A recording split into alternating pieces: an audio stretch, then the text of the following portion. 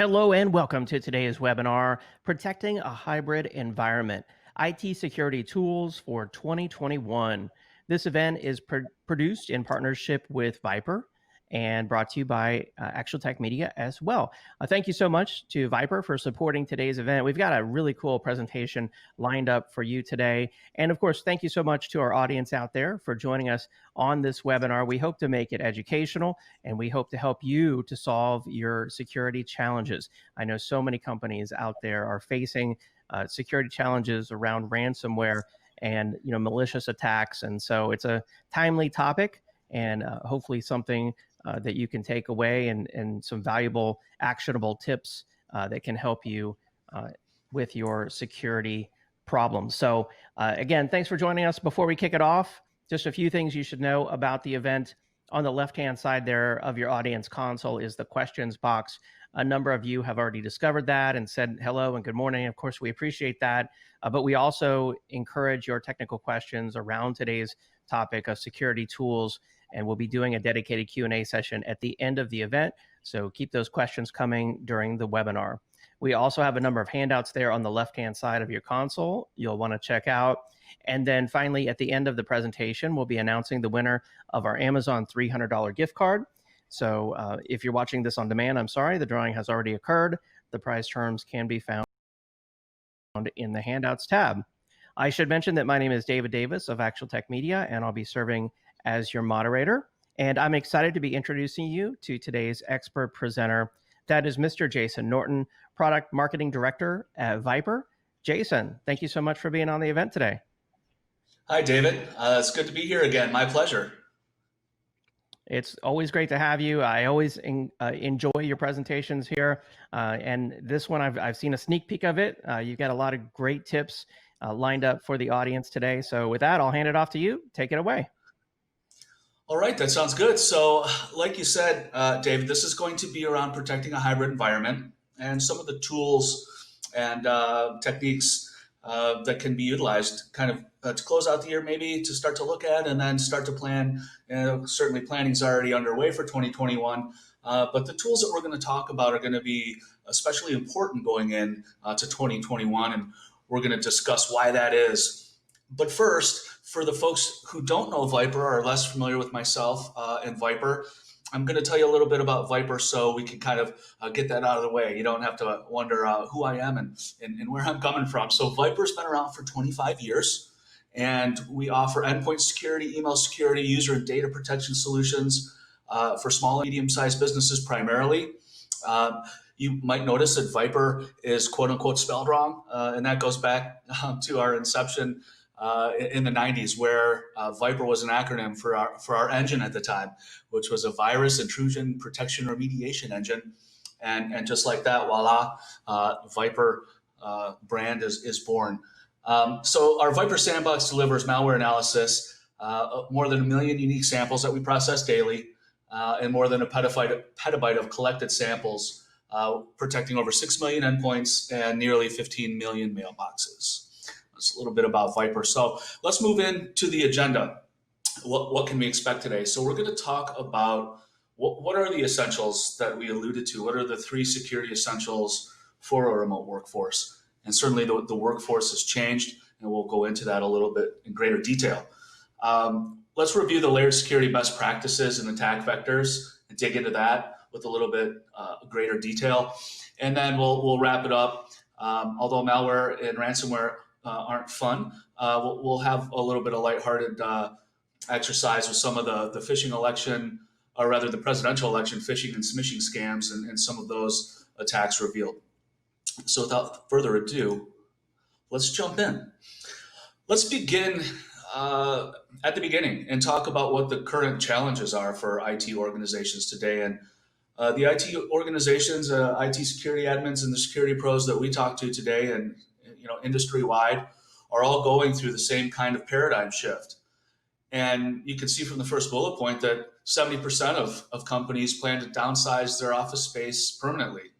They've decided, why pay for expensive Class A office space when we're well into a remote workforce, an experiment that has now turned semi-permanent, and for some, perhaps permanent for that 30% that don't seem to return. Some will and some won't.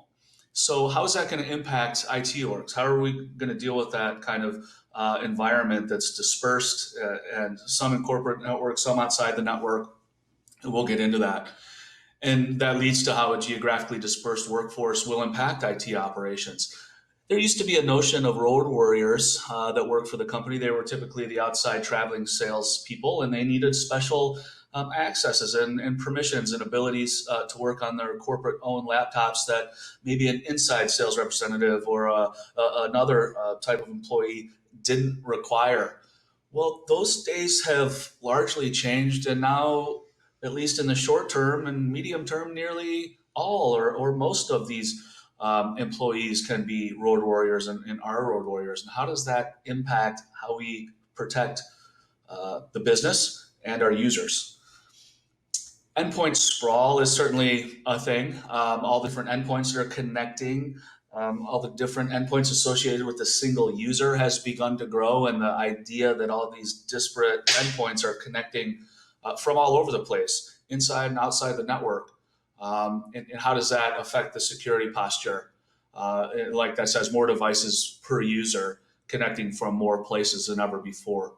Those are just a handful of the challenges that the IT orgs face today, and the ones that are acute to the presentation that I'll get into. So let's move on to the three essentials that I talked about. What are the three essentials for a remote workforce? Well, these are a business VPN, email security, and email security that has characteristics of advanced threat protection, and I'll describe what those are, and then security awareness training.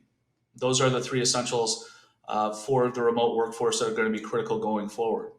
And I believe that these are the kind of melding of users and technology, an intersection where we do as much as we can to train our users to have good email hygiene and not fall for phishing scams that can be avoided, while at the same time employing technology tools like VPN and ATP to meet them halfway. It isn't all about technology, and it shouldn't be all about the user either. So we try to find that intersection and to improve our security posture. So let's kind of get into these, one at a time. And to start out, let's start with a business VPN. Now, many of you have probably heard the buzz of business VPN. This is something that is not, to VIPRE alone. There's a lot of talk amongst the industry about shoring up internet connections for employees in the wild, and business VPN is leading the way. So what is a business VPN? So it'll protect the company intranet, and that's what most of us are used to a VPN doing. A VPN is for a select few who, again, were probably road warriors in our executive that need to tunnel back in safely to internal resources like the intranet and the like. And that's been the exposure to VPN by and large. But there's a lot more that a VPN can do. And typically, how does it work? A VPN will work in one of two ways. You send the request to your own on-premise server, and then you can access the company intranet and the public internet, or you can use a client application which can do both, and that would be that would alleviate any kind of need for hardware. So we would be talking about an agent, a cloud agent that rides on the machine itself. And that's what we'll talk about. The benefits of VPN also is to provide end-to-end encryption for all devices on the internet and to allow safe remote access to company data and resources. And so, to kind of sum up in particular why an SME might be interested in this is just to review again. So that end-to-end encryption for all devices to the internet, to be able to access data securely. Now, typically organizations with that limited number of VPNs run out of the ability to allow for those licenses. So with that decreased availability, the business operations may suffer. So, there's something to the idea of having to solve for maybe an existing VPN infrastructure that was in place today and either supplementing it or possibly replacing it. Okay, I'm going to move to the next slide. Email advanced threat protection. So this is really critical now to shift over, or not to shift over. Actually, VPN was more about the machine and technology. We're going to stay in that corridor and talk about more technology with advanced threat protection. But to back up a second, when we talk about our security posture, we know that endpoint is a must, as much as a firewall. But for some reason, email security isn't adopted at as big of a clip. And it should be, because the cyber criminals have shifted tactics, and there's just not as many file-based attacks. Certainly on SMBs, it's different in the enterprise space, but for SMBs, it's mostly the email that is the biggest attack vector. And you can see it's backed up by the stat. A lot of us in the industry know this stat by heart, unfortunately, because it's so overwhelming. But 90% of ransomware comes in through a phishing email. That's quite daunting. So that means it's already gotten past the basic email filters, any endpoint filters on the firewall. And when I mean email filters, I could possibly mean email security that just does the kind of basic anti-spam. And that's why we're going to talk about why ATP comes in and how that's helpful. But you can see from the second bullet, it warrants talking about the use of Microsoft Office 365 and the fact that there's a lot of exploit kits that are built to bypass the security in Office 365. And a lot of folks run Office 365 and just use that for the native email security. And I strongly recommend against that. If you are familiar with Microsoft Office 365, then you'll know that they sell an advanced threat protection supplementary product because their email anti-spam isn't good enough. So simply by the availability of a product with advanced technology alludes to the fact that they know it's not good enough to just run their native security, if that makes sense. But to try to get the advanced technology out of the Microsoft packaging, it gets expensive very quickly. And oftentimes it comes with business applications that aren't needed in the SMB space.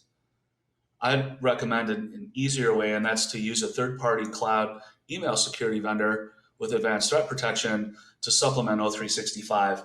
And all things being equal, that the business applications stay down in the E1 to E3 range, and it comes out to be a lot less money.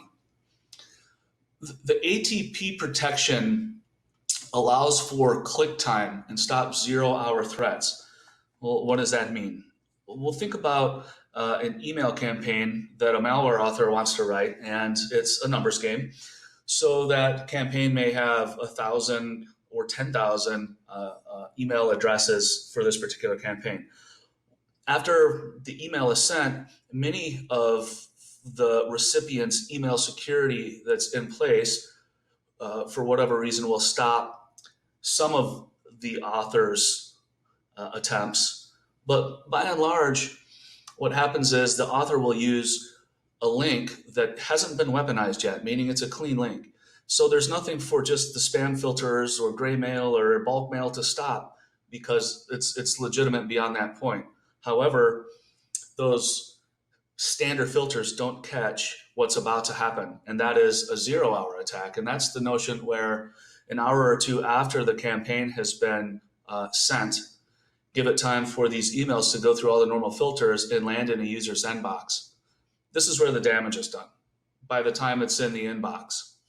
When a user opens it and clicks on that link, there's a couple of things. They think it's safe. They're probably aware that there's some sort of email security for the company that they work for, so they might be a little less on guard. But nonetheless, the link has been weaponized now. The link on the back end by the malware author has now been weaponized. So the idea of advanced threat protection is to use QuickTime protection to look the link back up upon activation anytime, whether it's already been through the spam filters or not. And that's a big advancement for email security vendors to be able to provide QuickTime protection to stop zero-hour email threats. A little bit out of order, but the third bullet is important. Email is easier to spoof on cell phones. Don't we all know it? Don't we all know it? I've been getting emails increasingly more frequently with the election. I know to be diligent on my handheld device, my cell phone, like most of us do. But if all users were that diligent, wouldn't that be nice? So it's far easier for email to be spoofed and is written and designed to be viewed on cell phones. You can do less due diligence when you're on a cell phone and you're on the fly by definition. The malware authors play on that. It's another reason to have email security, a cloud email security product for users with ATP.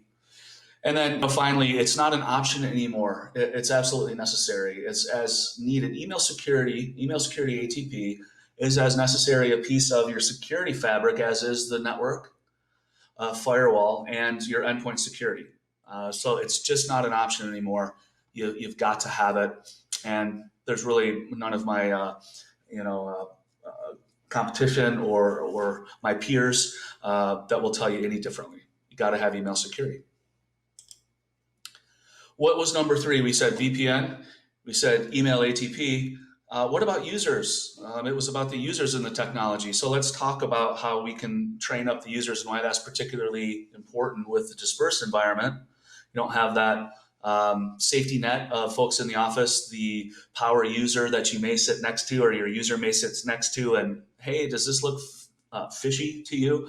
Does this look suspicious? There's a lot more isolation for users now than ever before. And so security awareness has been in kind of our consciousness now for 18 to 24 months in a big way, with a lot of security vendors coming out with different offerings, as well as standalone vendors that offer nothing but security awareness training.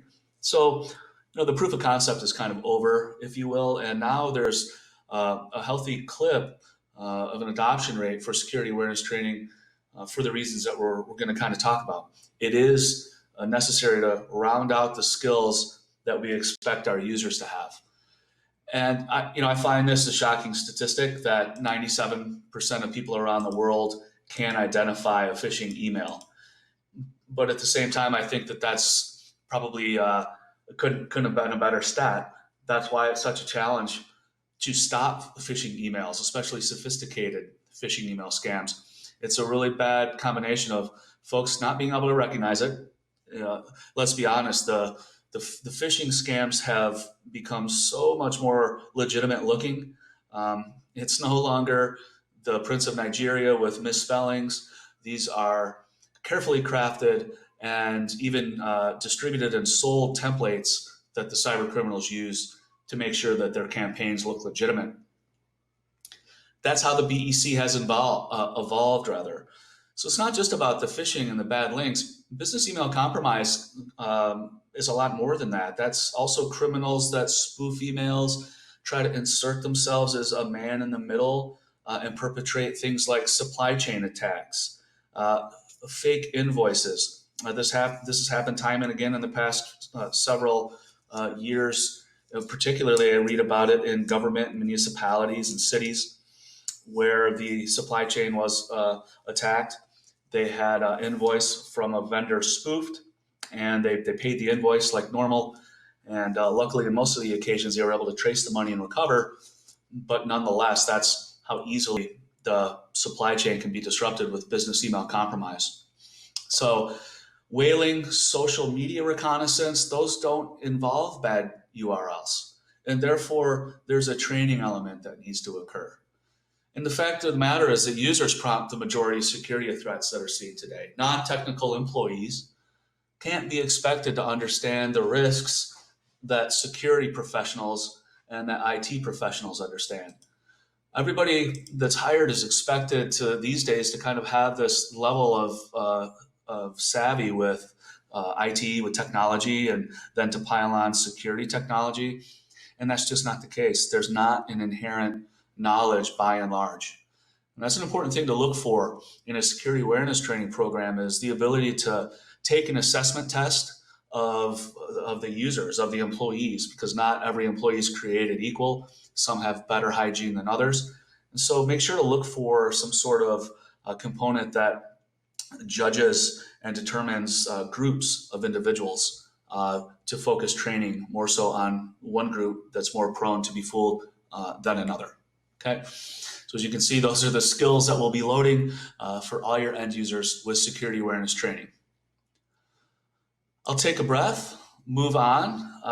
We covered the 3 essentials: the VPN, the email ATP, and security awareness training. Those are 3 keys to help protecting the network, the corporate network, the business, keeping the business free from ransomware. So what about checking back in on the best practices for layered security?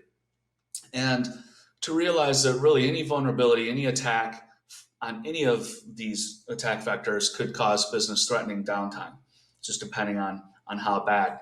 I mentioned that email is more popular now for an attack vector, that there isn't as much from the file-based stuff, but that is true, but it's not absolute. And so there still needs to be layered security.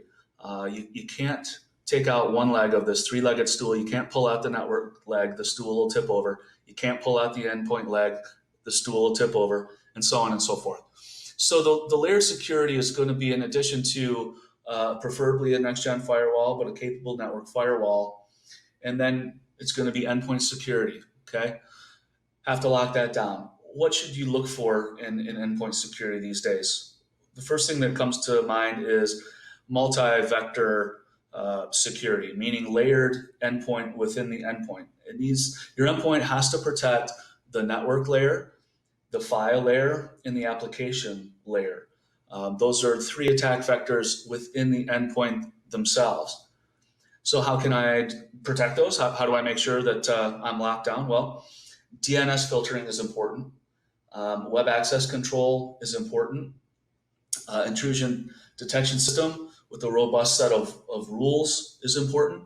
VIPRE has over 8,500. It's just kind of a benchmark, 8,500 rules that for IDS. So, there are these features that are made today, as well as EDR would be another one that comes to mind. So there are plenty of features today in endpoints, and the endpoint engine itself is now more advanced, more capable than it's ever been, but make sure to look for that kind of componentry and features. In particular, again, that DNS filtering, the ability for web access control, HIPS, IDS, browser protection, and I think that about rounds it out. I'm going to move on to the next slide after we have layer security mastered. Well, what are the next steps? Where do we go from here? And I think that starts with really an honest assessment of the cybersecurity defense and the risks if there's a breach. So it's really the toughest question to ask is what would happen? What kind of shape am I in? Well, many of our listeners do these sorts of audits on a regular basis, and some of my, the SMEs that I talk to on a regular basis do not. It's just too tough to face. Well, there is some help in terms of being able to come up with a plan. As you can see, 62% of SMBs don't have a plan. And I couldn't, kind of say how important it is to have a plan. NIST and CISA can help. Those are both government organizations that are here to help cybersecurity pros with all sorts of things. But architecture and network architecture and in terms of security is one of them. So I want to say that the website that can provide a lot of assistance to you folks is nist.gov and cisa.gov. If you add /cybersecurity to both of those, it'll take you right to the cybersecurity section. Now, what's great about NIST in particular is when we talk about making a plan, they talk about the five pillars of cybersecurity framework. And it's to identify, protect, detect, respond, and recover. Let's identify, protect, detect, respond, and recover. And within each of those pillars, there's more material, the discipline within each pillar. But the good news is here, as all the recipe is there on the website to build out the framework for success, for a good security posture. This kind of information didn't exist years ago, even several months ago, and the information is constantly being supplemented. So it's a fantastic 2 sets of resources, and one that I use on a daily basis because I use CISA for FBI alerts and it's Department of Homeland Security, so it's synced up to at the FBI division as well in their complaint center. So we're finally getting some cooperation amongst departmentally, which I'll also talk about in a minute, with the government that's trying to help us protect ourselves. And back to layered security to detect and block attacks, firewall, endpoint, email ATP, and security awareness training. I'm to the point where we talked about having a little bit of fun, if that there is such a thing. I know that this really isn't funny, but I gotta say that I'm being inundated with text messages and emails. Most of them are election related, and it doesn't really matter if it's election related per se, or if it's COVID-19 or a health pandemic, or if it's a fake Amazon invoice or a fake URL to your bank. It's all for the same purpose, and that's to breach, steal, exploit, hold for ransom. So these are just the particular scams that are the flavor of the month. And we see with text messaging that things like ballot missing, not counted, this can cause a lot of chaos for a help desk, certainly when users are asking about text messages and emails constantly, certainly on corporate-owned devices where they've been kind of programmed or meant to do so. And the phishing scams from the political action committees, there's a lot of things going on. So I thought I'd share a user day in the life, and this is occurring to all the users out there that we take care of, I should say. And is it smishing or legitimate? It's hard to tell. These are both sent to me. I'm in Florida. No secret there. Clearwater, Florida is where VIPRE has been for 25 years. But you can see that the text on the left looks a little bit more legit than the text on the right, because the text on the right uses the urgency that we look for. There's kind of the emojis. It says that my ballot is missing, so that creates urgency. And then there's a nonsensical hyperlink that we've hopefully trained our end users to be extremely wary of. This is the kind of mobile malware that is easily sent out. The information is easily available for purchase on the dark web. It's we're all there to some degree. If you've ever given a pet food store your email, you're for sale as well. So a day in the life of the user these days is it's just too difficult to be able to really understand what's safe and what isn't safe. And that's where that security awareness training comes in, but it's also where the email security comes in to try to filter out a lot of this kind of noise for an end user that ends up being noisy for a help desk.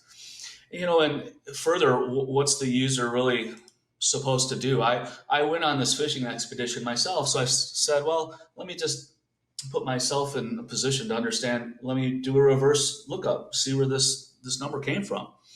You can see the graphic on the left there. They're well funded. It says that they're sponsored of MTV Catfish, which is when you're dating online but the person doesn't exist. So why not sponsor a reverse phone number lookup? It's like peas and carrots, right? Talk about synergy.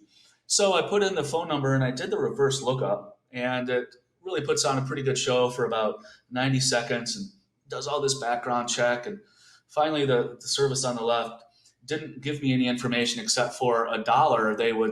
For $1 subscription, they would give me the information. I didn't really want a background check. I just wanted a quick reverse phone lookup. So one site isn't a big enough sample size. Arguably, maybe two isn't, but I went to a second site to try to expand the sample size a little bit.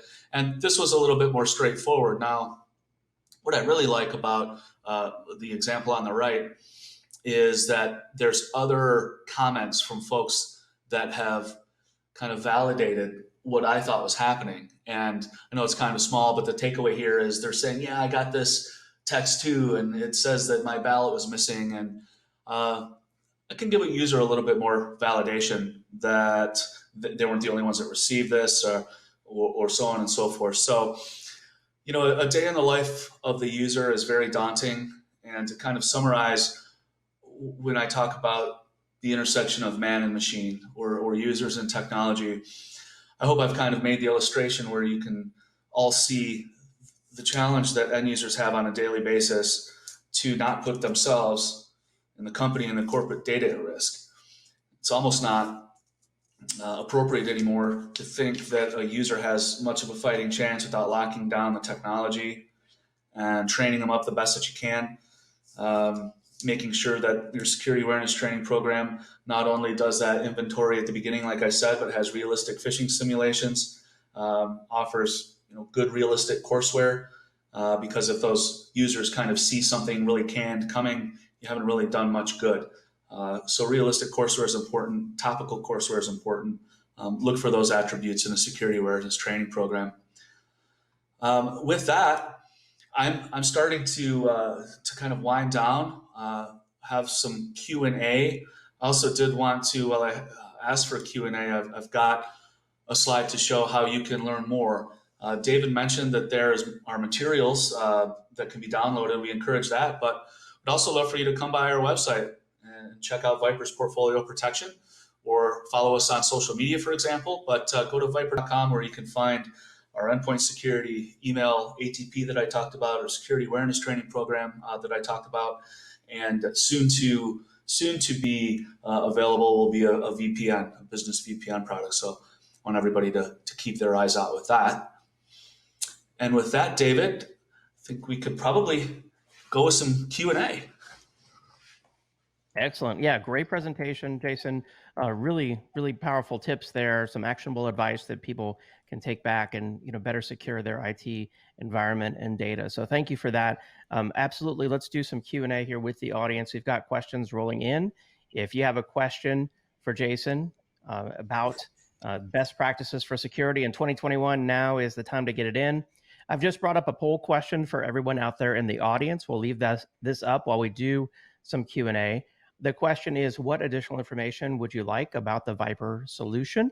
And this is a multi-select question, so feel free to select more than one answer there.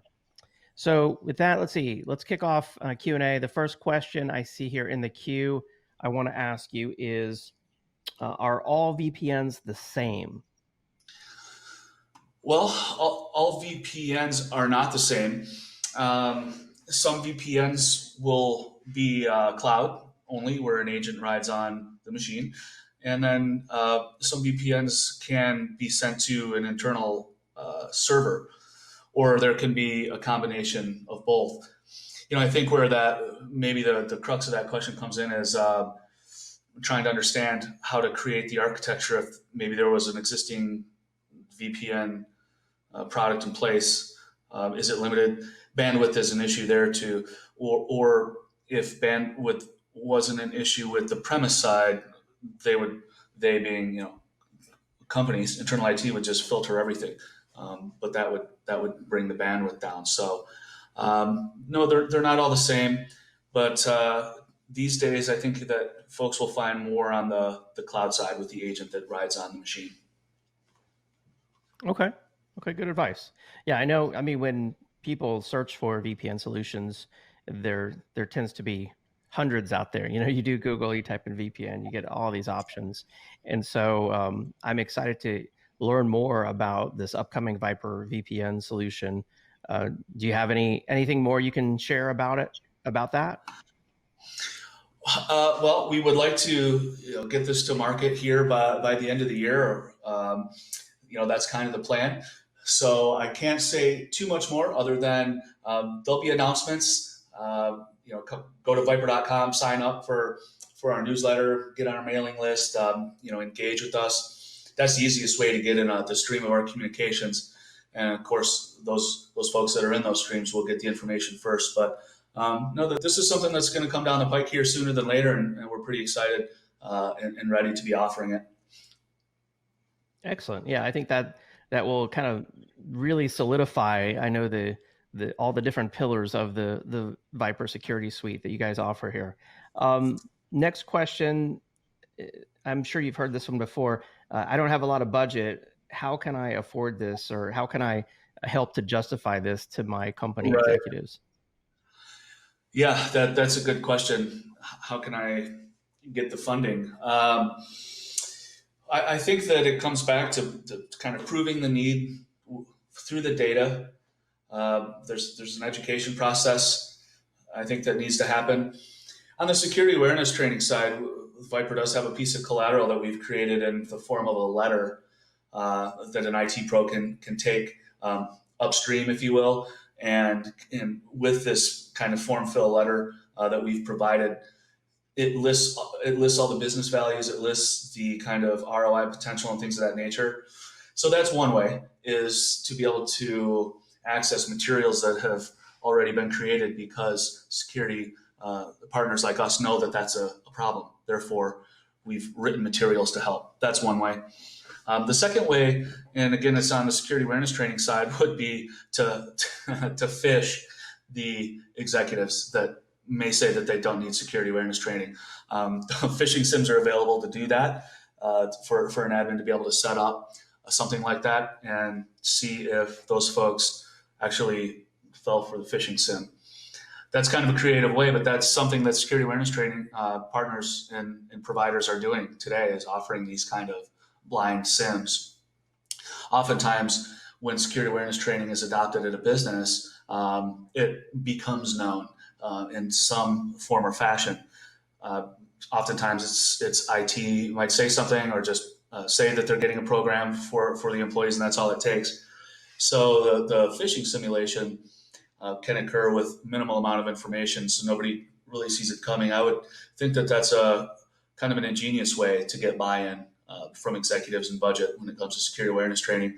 On the email side, that's just something that I think that folks have probably been beating that drum, and the ones that can't get any kind of adoption or budget for email security, I would go kind of start to cite some of the Microsoft inefficiencies and dangers that lie within their technology itself, and some of the information that's available publicly about all the different exploits that are written, to that end.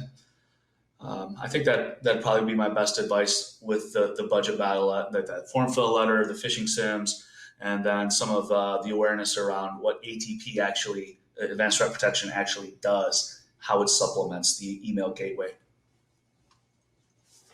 Absolutely. Yeah. Great answer there. I like this comment from Ted. He said, can you afford $200,000 in ransomware remediation out there? Actually, the statistic I heard this week was $780,000. It was $700,000+ was the average cost to deal with ransomware. So there's some scary numbers out there when it comes to remediating these types of attacks. Next question. There's another good. I'm sorry, David, but there was another good kind of comment here to reiterate. Hey, proper EDR, depending on the size of the business, perhaps with the SIM, right? The Security Information and Event Management System. Reiterate firewalls. And something, thank you, that I didn't mention that's absolutely critical, and that's multi-factor authentication. So thank you for that reminder. I would have been kicking myself later in the afternoon, David, had I not talked about the importance of 2FA, or really it's kind of morphed into now multi-factor authentication. That's critical. So thank you for that. Absolutely, yeah. Another question here from Scott. He's asking, to be totally safe, one must have a VPN. Is that your recommendation? Well, that's my recommendation. Outside of sitting inside of a corporate network, that would be my recommendation. Yes, it's the VPN is in place for a lot of companies, but not fully in place for a lot of companies. Meaning, there's a shortcoming where if the VPN is only allowing an individual to tunnel back into their internal resources, yeah, that's most of the battle. But what happens when they start to surf on that device? And that's where the VPN would still protect their surfing. As soon as they leave the tunnel from the intranet to go to CNN or ESPN, they're often and usually no longer protected. So I would answer that question, yes, outside of the network. Okay, excellent. And then let's see, next question. They say, Sounds like you, Jason. I've been getting a lot of unsolicited text messages. Is that part of the election? Well, it's part of the technique. It's part of the way that the scammers have kind of moved off of COVID and onto the election. Who knows what it's going to be come 2021, but we know that the campaigns, the scams follow the urgency, kind of follow the money, I guess, if you will. So, I'd stay diligent, but the awareness is it doesn't, like I said earlier, it doesn't matter if it's the Prince of Nigeria or a sophisticated presidential election scam. You fall for one, you fall for both. They both are going to take you to the same end. Ab- Absolutely, yeah. And I mean, I've gotten some that I've taken security awareness training courses. I've been in IT for 20 years, and I seriously have to sit there and read and think for a minute.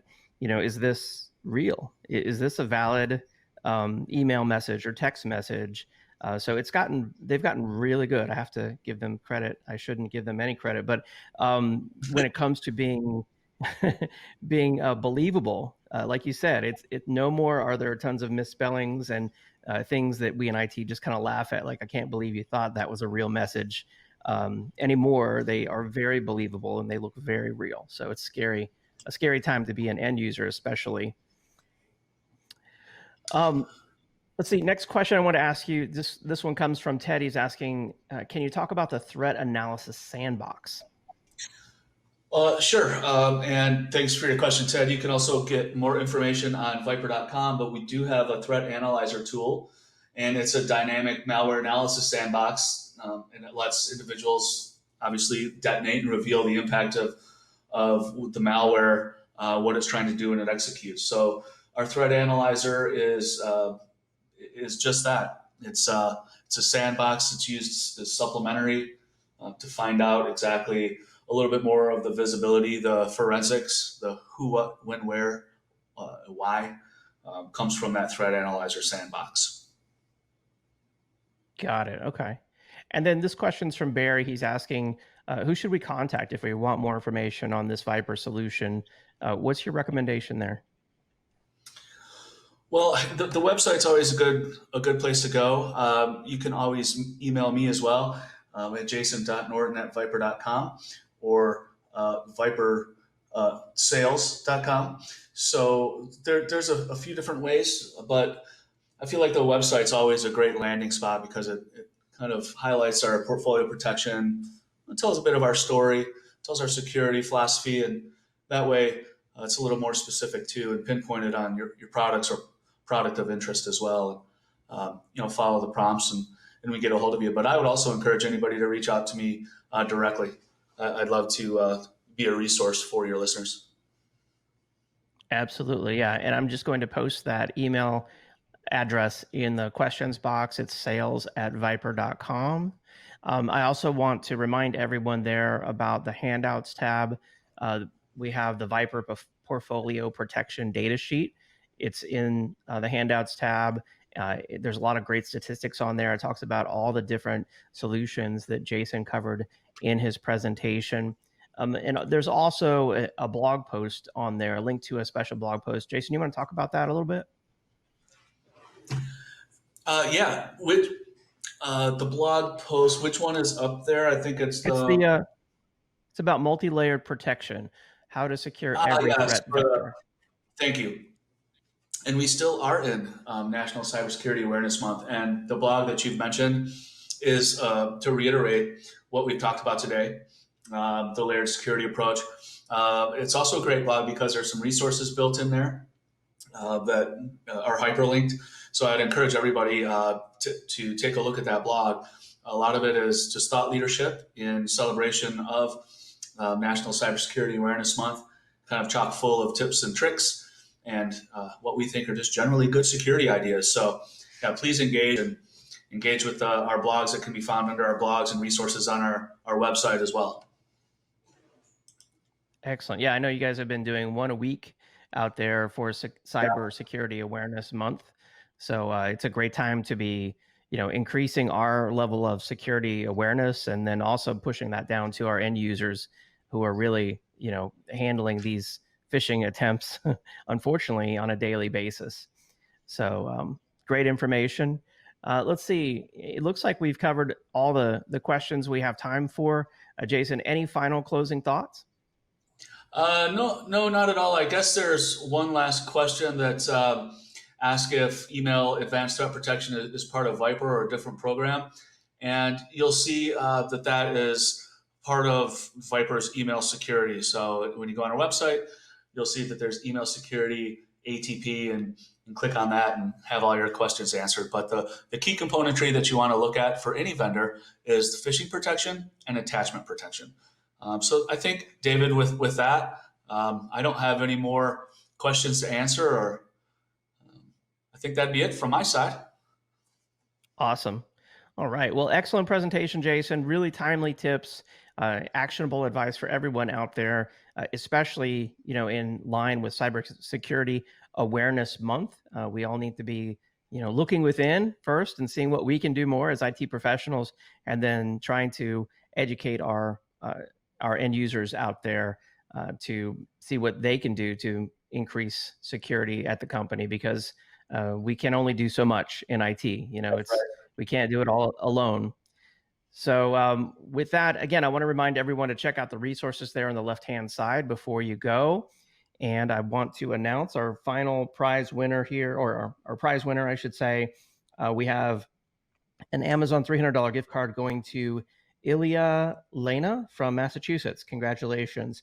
Ilya Lena from Massachusetts will reach out to you to deliver that prize. Of course, I want to remind everyone to check out all the social resources there over at VIPRE, LinkedIn, Twitter. In fact, if you hover over those links right there on the slides window, you'll notice that your mouse turns into a finger, a pointer, and you can click on those and go directly to the LinkedIn, Twitter's, Spiceworks, YouTube, and Facebook pages for VIPRE to learn more about the VIPRE solution.